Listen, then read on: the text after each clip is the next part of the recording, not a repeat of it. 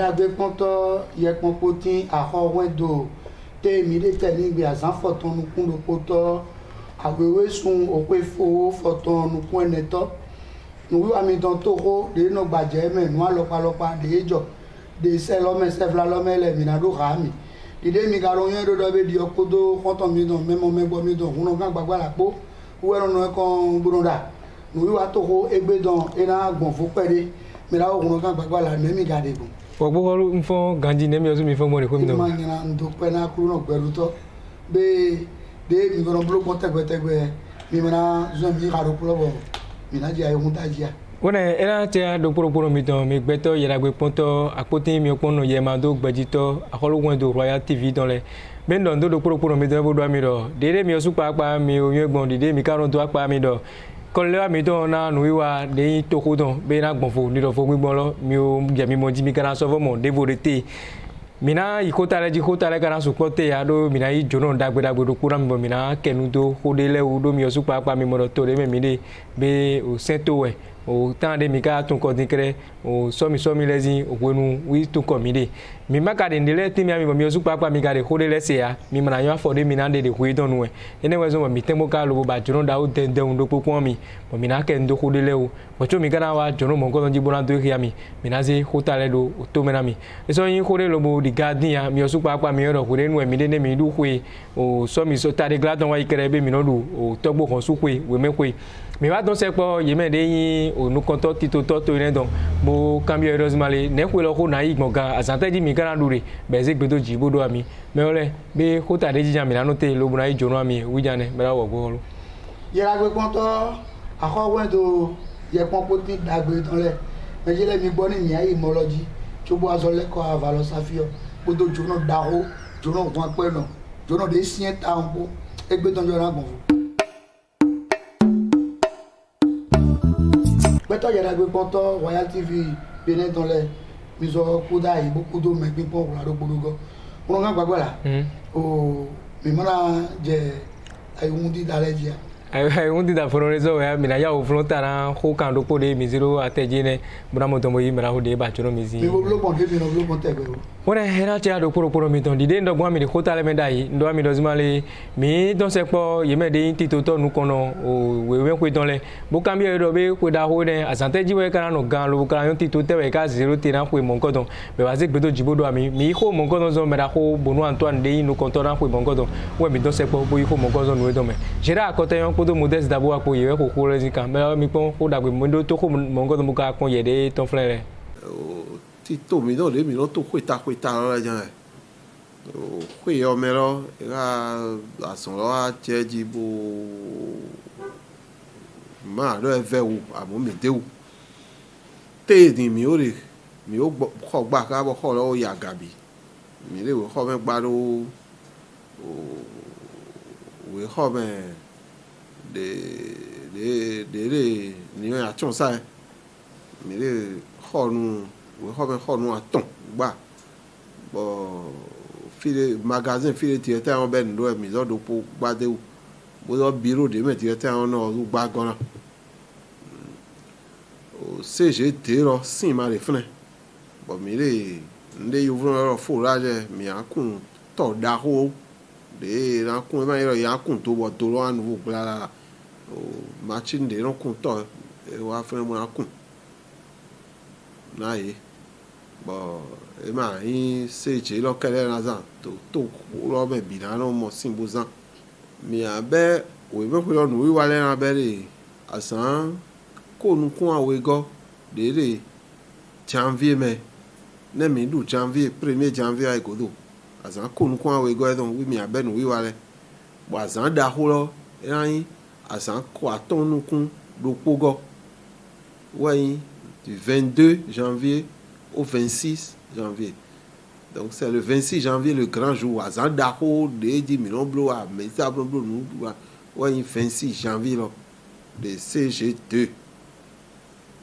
Bon, nous, donc. Dide me la khone se gbedo jibo dogbon be ezowa dondo yeme de togbo kon suvi bo de beneto me fi opodo togo dopo pataki yeme de États-Unis to lo meton lobo ka tekpon lobo khonu kho yeyi mo de sedomi tablette sedomi bo dozmale menezi lobo wasona e dondo me mo godon le bo dondo ita mo do be yene kuchedo azon don do yiro wa meno vi zonzi azon ganji fe chobeno doku don me e dondo we me vile bi kwata mi do to ndo do me la ho neton we me diaspora lo bisese o mere Canada le ndogbe mere yovoto me France le ndogbe mere États-Unis le kwede wai me amoye to tito e don bodu kwe de don bo e do hunzo États-Unis bo ai soutenir mere Canada le bo kwe o me Canada le o mi na i soutenir ndegbe doye bodo nde wa ide to kwele ma wona kwa le ai mi ozu ko jira to le de yin we menu le bo ide alo gona zo ton le mi se bi do mi se ye se o nde je ron pon nu bo ka do be tablet e me we men le se do mi zo États-Unis bodo ro an mi o sitology bo e mo ro o télévision mi do we zo wa mi le nde de tele bi mo ndogbe don se do yi bo dogbe se do me nu konto e don o me no nu ko tablette wa erika goyon de gbe do se do po me le do ere ton le bi se po ne ro so afo de ton wa down e no se bo la go alo a me no vi e ton le na le fi wone be wo go ko ni do fide mina krita la do bura moton wi mra o de wa ba juro mizi juro ne e kana jera mi kunu kan gbagba la be mra o de ba jono mi e ile lo so na do yede le gesi mra o mi jale mi do mi de gesi na to bunda ko da o yo wepo na do do nkochi bona do yede hia na do women vi sunu nyonu no viti mla ho chele le utundo na do e baba che daho e non don wepo do wa hogbonu e no bono women so basi otode bo nyiwana susu le utun so to modo yin do molo adokun miton women we ni do mi ze kanji madi do dudu na ha miwa dede yo vole no do e do tori timbo Egypte bo adokun sin aigba dahoe la vallée de l'Ouémé et bayi a tonkunami ni a chefon Jacques Migan wenoyin a chefon Jacques Migan wa hovin ko chenoyin a kotenu avocation zono wa bon kasoto ogbe de me gbe lo yan ro bloc républicain bon sorto bureau etomé bloc républicain bon hogbonu we non we oui kan dogbon ni sou dalini so du Ghana fukala wa ida ibo mele no do bâtonnier wa zombo minon se mele de no do bâtonnier ke mele na son do professeur tu no plan we bento université dai wa podwa i retraite mao o gami do e support tengbe mao ga ron do ga mao ro na game ndo mao de gbeza mi do meti tengbe de mi do mi de le gesi kaka mi ado zuma be mo mi de gbeta bloc républicain donc o et tawa déclaré donc mi jinjayin gbayin de bloc républicain c'est beta to ro beta eneme di amisaga tawa déclaré mi nyero molo o gbeteme tito Bénin mi le ton e basi di no do libéralisme était moyen ça do gbeto lo popo fon e do na yin nu le kwavun e do na mo ede e ma yin do molo dide menace gbe die le yan do socialiste kabi e no bendo po bono mi ma mi le ton mi do gbeto ni do e juro do mi na yin nu to peme wo su ko e tonson ntoli maude dagbeto e depo do nu epo no yo vono yoro savoir depo bo e na moto fide vo ou une connaissance un quick plan de meria do e plan maçon sciences meria do e plan docteur sciences meria do e plan ou yo me sciences bo do plan nou me e ne yo vono yoro connaissance a mon henwa miton mawu na le kpokpo mi to na mi do yin nu zombo pe mi le ton par bloc républicain mi do mo lo me le kpokpo eto e khwavu ena do atokun eto wo su papa si wo zombo mi no mo do mo lo me dele un fond pono yi gleme yi eton e drona jede si bona khwavu bo donu bo nu era do surwo gbegbe nu wupo ena ya tokuna e ndo mi ya misato egbe nu e doto ho titan a misato ni e do mi no to ji mi ku come mi so no do suru to gbe me do nu bo do o bade ena no tekpele ba bo eku ne wu ne na basi bo no na be gbade ton e ma do egbe ma ro ni so yin nu to egbe ni wo zumbo peto de dro na do atokun no ba mo gbe mi le ton ni o so yin e hon mi le ton mi o su mi pon de so no gbon wo ne fon le e no mo do peto fon pataki le so mi no za o so a hovie me ko mi yero te we me aso vi a hovie we me si vile popa we me si vile popa pata di hogbonu si vile popa ta a hovie me popa pata Maintenant, musique beto jibo di dozi bo de do kiaro ndewe zombo mi beta mon kodo me bo moro zimale mi wana gbe mon kodo me ka zo moro be gbede bo kana kwa hun bona kun gbeto gamo me suna yin wide wo zo mi de me bo nka moro zimale gbeta awe ka de o to lo me fi o de bo ya che ibadan bo gbeta ndo te ibadan kan bi pepata e mi ngero mo lo ho de mi doji ni do ma plon ma dode me sus ma modona a che pipa le président Patrice Talon donné invité e ma do gbetade me le point gbeta oton nítorí de dukan e ma dukan na gbetade ino mi pon me na mo do gbeta we tinto assemblée to egbe le pono yin union progressiste awe tono yin bloc républicain nítorí me diele gbeta diele ma yi voter to hunenu mi na nyu do to hende mi bay voter si nous to 28 avril to egbedi o beta tiene weti ndi me lo poso ajeji matemate de wa to se de wa se de memite wa bay awo beta ne le mai président Patrice Talon si ma do wa pachena ine e ma pachena beta de pepe wo o Ghana Benin civil po papata Benin civil po papata o kamiton e amo mina no nele timbo yo do molo o beta de le andomlo nwe wa o to gante gi mile to godone John we mina no godone bona do gwalone bona do ponui na zonlo no inukan de voler na sorti bona do emile mana no godone de yovo no yoro opposition ni ere do emile ma to godona no inte mile emile so do nous bayote emigrant bayri devo nous 10 000 te enayi nous kon mais que me mon coton le yeme aton mon coton migrant do le pono une force cori point Bénin émergent il y a ici parti ho daiton de soigner parti il y a iton to egbedin ele do mla mito ezek beta ele ton doté o do mla mi le mato nous e basi o gande to flin Patrice Talon di basi emile mato godone a weto de timbo no yoro flamme renouvelée à Javon Gabriel si parti à Gabriel Osobasi à Javon Sébastien si Mlaho de vos sorties boyi force pour le développement du Bénin Soumanou si au Betarimon il est dormi tout tchétché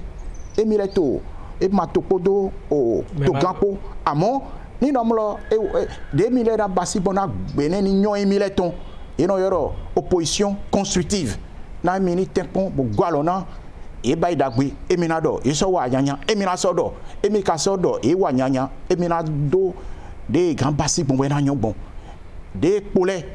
ele de mileto o kansi godo gouvernement si godo bo zize po wo zo mondo na mi do mo lo o gbede me gan tinto beneto egbe di mo ya do mo lo e atokun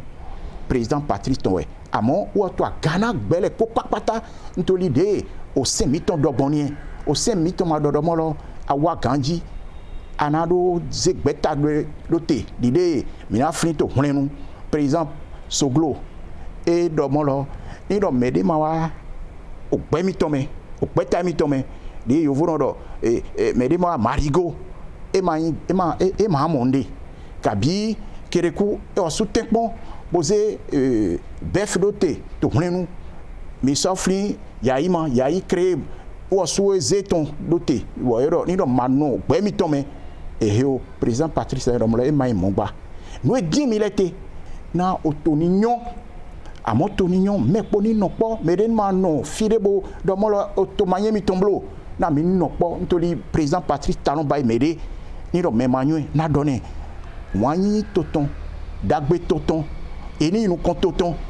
nous koeton ni mi beaucoup d'euros mi moro awewe sunde me mi die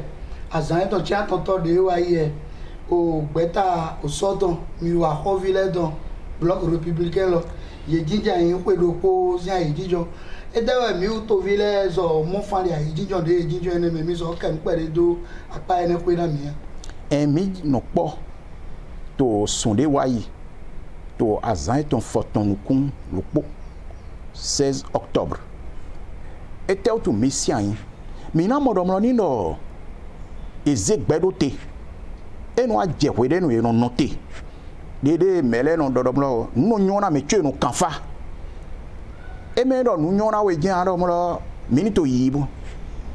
moto tuede me ate e jefire na je anabai no yivo no révision analyser ça mécanicien de mi pona mi bo eto gandia donc mi wazi azane do te boromolo mina pon nous mi obasi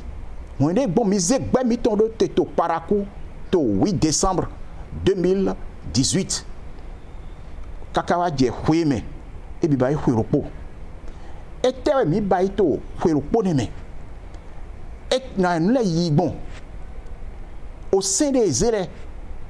nous et bibasi le etewe yi mi tonde mi basi azonte mi basi bon mi ro zigwalona otogande to flin ene ide aweto mi wa di doromolo maden hwedeja e gan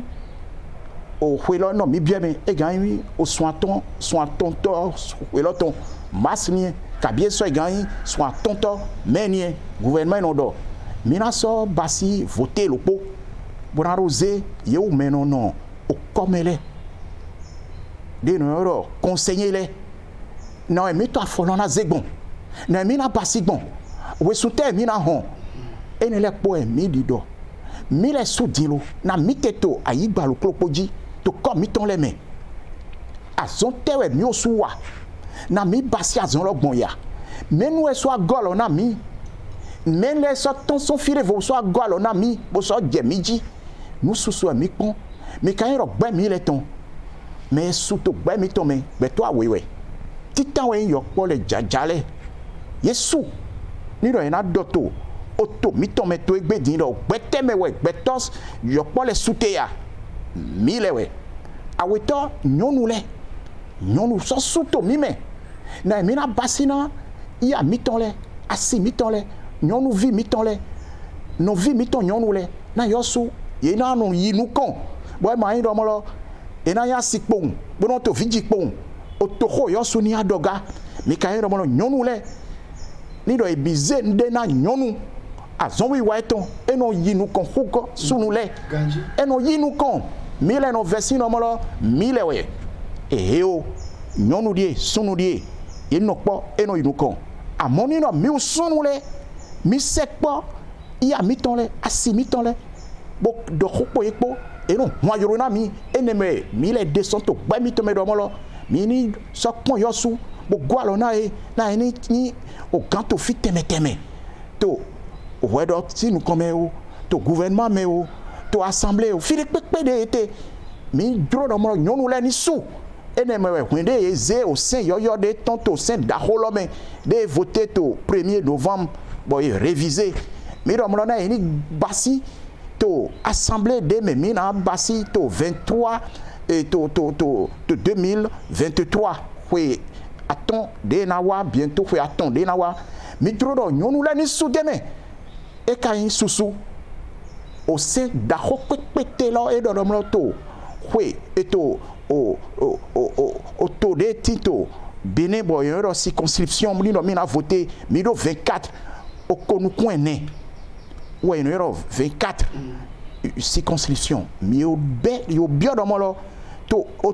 le propos nyonu na to tana mi dro madro yo me nyonu Konoukou né et na to bien me ho po mi na do de po mi su mi pon do no mi basito gbelegbeni to gbe mi le to me l'idée donna mi et to nous akaka nous tesonyo nous ma tesonyo et nous noter yo vo grand yoro bilan yo vo grand yoro audit l'idée doit mi ro nous no nyona me tue no kafa bono bio me de no domlo mini ponto mi de chiche na miteya na mi bibasi ko ya azon de mi wa to prevenir mera mi jale me don da for de jami to mi de khole me di heureusement beta mi no me azon de yan azon ta on bo kai nu bo mi do mi na blue no bi mi na tek mo bran de yon le ton bran de yo po jonjo ja le ton mi te de kwa we de jibo do mi gan azon de yan azon mi wa ra pa ne ko mi re mi ayi bo do be nu mi pon de wu mi wa so mo de yon le ton nu bo mi ka do de mi na mi ko go we de do pa mo go we bo clé mi do mo mi ponye de to ho do na mi gi foi na bien do nino mi bio ho yoyo de jabo mauna mi jobo mepo bieme na do o kwede yovo no yoro 70 ans ni meto kodona mi hu kande ban fie bite to egbedi meno le no wazon nino jojo le no wazon nino mlon wa fire di bon to o khonado to khonado mele no gwalo na mi jojo le ma bon mi kelen mi le no kaso no fond bo do ko mon coton bo do mo lo eni no goto yele ke no wazon lo ni no mi konto fie mi to hodo te din npo adusi bo pon amion bo pon nu kon jojo lewe mi lewe me khode ma to mi mene bo yi nu koné mi nyonu ma nyu mi ton we zo mo mi le to gbe mi ton me do mo lo mi ni ze gana ye na jojo mi ton le ministre bwakona kaso yimo ministre khwavuna ni nyona ye to azome na mina khwavumbo ina do moazongbon na mina khwavumbo bon ina so basi ina création eton nous e vono yo créer ina yo supakpa ni ganduto boy mayi dom lo ina to azonwara mede avwene mi le to khihoto jojo lesi kodo ene titan anyonu le di nous mina basi na ye esugbawo bo yo so be neti bo gouvernement mi ton zéro té bo eno yoro h eteyimo nous newe titan basi gbegbe mi jawutu mina modomo mesusu timbo madokwe mesusu timbo alo me ma nyona bo ena do itotokwe eno ve kabi ena do ikwa masi e mono dokwe otogan e wa di dodom lo e mi na gwa lo na ye na yon nou le o ya mi ton le de ma do nou le kabide to nou safire le kabide to kwegbe kabide no to fire pepele bon e o de quoi mon coton doté quoi mon coton bayi ma nyode na doro mi do o gbe mi ton me e bayi 350 milliards bon ina don yi do to kwe bon ne yi frein e na ton ego ye mana su tanga ye mana su flan lopo titanien aweto mi yoro mo lo ya mi to le nyu ajowa mi ze kwa pe vi na redi ina yibro wa nu ganji to gbenye to me o to gan e de no aweto to mo yoro microcrédit ina ze kwa na ye ina nya kwa na ye bo ina do ba ya jo kwa de na nya na ye akpoko nukun awo yo vono yoro 50,000 francs bon ina do wazon bon ni do eso ba ya jolo bo eso nyu ganji kande o ne ze kande o lo na e ina so gona e dogo ni do e ba ganji bon ina so pon e de no wa jolo gbon na ina pon e gbon to ye ina na e nu pipon e ne ya weto atoto mi sa do mo lo susu yeton to jole mega ati nyonu mi ton lega ye me ye no tension wi o me ka ye na poison di bon ye mo no e no a chi kwegbe e no a chi kwegbe mi do e ma nyon na to mi ton me na nyon nu ndo na mi to wede mi be ho di do ndo mo ne tin to ho mi ton mo bo ye no do savoir nwen o ye na go nu ye na e na pon nu ye dogo mais bon we ma to université boy ma to azonwa ntoli ezi ayro gbigban e ka po azonwa na électricien ma e ka po azonwa na yi maçon ma mi ne université no la zone de we azone pepe ma we ne ete utun sorte modo na bi neti bon you know yero pipeline boy na tonson autorité bonoyi Niger bona wa Benin to seme boy na gba lo bona no kwami pétrole son auto kakawato mitome bon to azon ville dit to menyon maçon ferrailleur dit coffreur menuisier dit ingénieur dit yeto même mon coton 2000 à 3000 dit eyan o merao ina chela zande din a check pipade de flen na bloku yene etewe mi o to vi to sile mi so mon fan le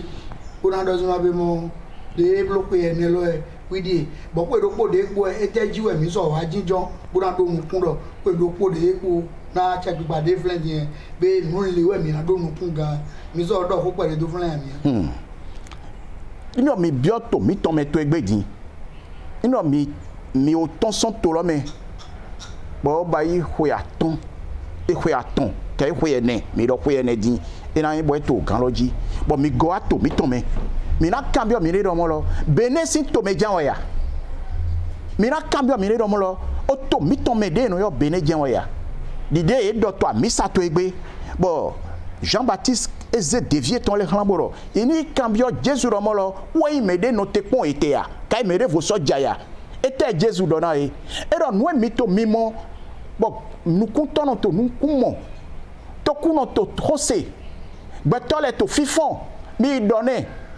ete utundo be mon coton ami mi osu mi pombo nous mi to mi moto benesi to meto egbedi ye to loze nu kon ye to ayurogba iro ndele na mi jimbo ido na mi do molo beto to awutuje ido molo ina ya gwa lo ne me ma do meleri me ma do nde pepele ni me ma so do ko ina gwa lo ne nu susuti to mi to meto egbedi bo o to mi to me mi pon paka mi wa fie mi teto egbedi e me ayuro deji mi bon dayi wa po na gbon ayuroji ana di do de bo jesu ana gbon me dandan tu choisis ton trou afifi ozuno ku gambo e mate so do ne accident mate so do ne blo bo peto no kuku ino mi tonson wando kaka bonado mi jei e mi srete kabif kaka ivale donc mi ado mi mo ali de pe ene lo le ndeme ya yi clear eteyan ali dede mi dogbon gbegbe to ali gba ye to azome 0t ouais ye to azome 0t ye to azon wa toti ye to azon wa toti ye to kwesuna me o do yo vono panier de la ménagère et non to nous konyi bon mais to nous sale dans to kwemo ayro et nos zombo et nos ze azon kwerote azon kweti azon atonati azon atoti nous si sanoti nous si sati betona yi kwema bonane we khonu ko ya bioto be e kwena bioto mais ke mo kotombayi baba miton mlaho miton non vi miton de mi osuze bo ino yo Patrice Talon anyway mi di do mo lo nu e basi na hwene ni so ba hu gamo ni so inu kon hu gamo ni ma jodoblo mara ma gbo kan o ka be mi do nukundo nu te mi ke mi na do nukuna ko ye na ko de po we ndo na mi di do mo lo na we lonzo me mi ton na diogbon e di do mo lo osi mi nyon wi si osi basi ndebo ni no mo lo madosi ekpemi mi non o kaka azan ton zene minaku oto mi ton mele sou ouais ma dosi o se kabio e ba indebo yo voyons priorité des priorités sur le plan social était moyi ni non na voir beton si la maison betonado jede ici betona ena nyona beton to gbeme si nous titan e do mo lo kaka boy na je hwede e bi na do fo o mandat mi ton de biz mi osu drobo zero ganji e do mele poti to Benin pata ina nu si osi wewe osi dagbe titanien aweto e di do mo lo e mi osu ejuro mi do mo lo akweni bio akwegbe na mero polopo ajoto lo polopo e me do edo amo we zombo mele no yero do wa edo eno wa bo so jenejero kwelo pode po ne mi bo e mi ja emi oswe bio bo ze bo dokia miro azonde na wa mi tedie azona e ka bai susu bo o to susu no wa mi de bo no do mo lo emi na pon de mi basi gbon bo enyin na mi gbon e do mo le mi na so zombo e na si an ganji na no en do na mi gbon o kwe dali bon azon dali bon ayro dali bon osi dali e so do mo lo bon mi o gban dali e ma so juro na bene ni no zivlu megba e tel tu bene si to me na no zivlu me bon mi osu mi na fini no mo lo wa pe do wa ganji mi gan no zivlu me na o sunropo e tel tu gbe to na do o hwebo e na do mi o gban to hwegbe bo e me gan no zam mi o gban lo e tel tu eto e do mo lo e ma so juro mo koton hwero po de mi e juro mi do mo lo bene si to mele pata to village e to fire pepe o mi ni kwa vun mi na mo mion mi ka nyon no mion ni do mo lo mion matin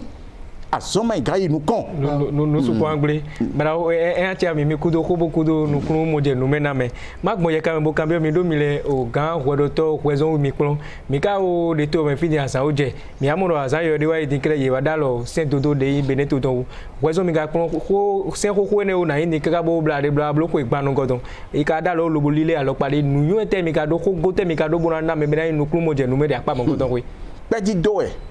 mi osu mi do mo lo saint dodo mi ton de miséroté e basi hwe o konu kwanton bo ne wa jeji de you no 29 ans bon de yi do hoto palais des congrès to kutonu